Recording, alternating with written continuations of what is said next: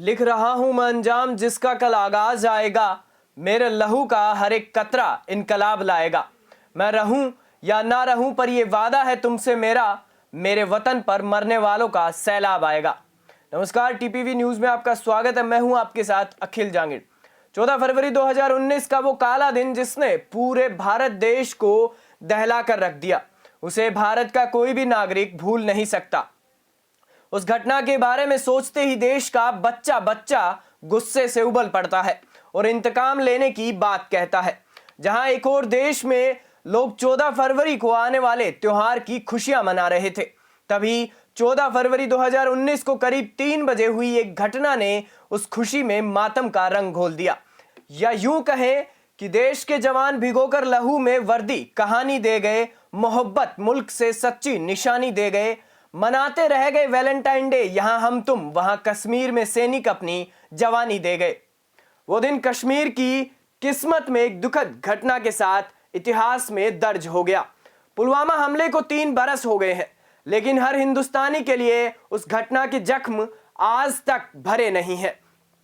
जब आतंकवादियों ने देश के सुरक्षा कर्मियों पर कायराना हमला किया, राज्य के पुलवामा जिले में जैश-ए मोहम्मद के एक आतंकवादी ने विस्फोटकों से लदे वाहन से सीआरपीएफ जवानों की बस को टक्कर मारी थी, जिसमें 40 जवान शहीद हो गए और कई गंभीर रूप से घायल हुए।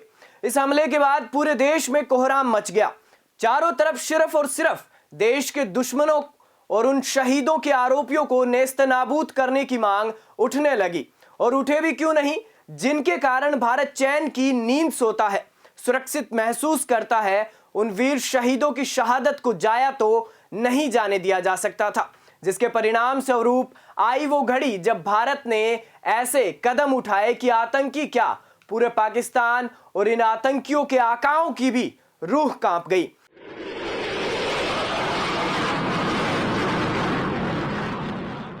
वह घड़ी थी 26 फरवरी सुबह 3:53, जब आजाद कश्मीर से मिराज ने उड़ान भरी और चैन से सोए पाकिस्तान की नींद उड़ा दी।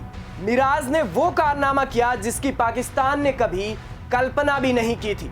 इस एयर स्ट्राइक की कमान पीएम मोदी ने एनएसए अजीत डोभाल को दी थी और अजीत डोभाल की इस कोशिश पर खरे उतरे विंग कमांडर अभिनंदन, जिन्होंने बालाकोट में घुसकर उन आतंकियों पर हमला किया और अगले 19 मिनट में पाकिस्तान में पल रहे आतंकियों को ऐसी नींद सुलाई कि जिसके बाद न वो कभी चैन से सोए और न ही चैन से कभी सो पाएंगे।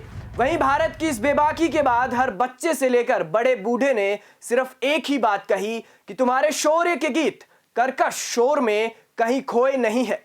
हमें हमारे शहीदों पर गर्व था, इतना कि हम देर तक रोए नहीं।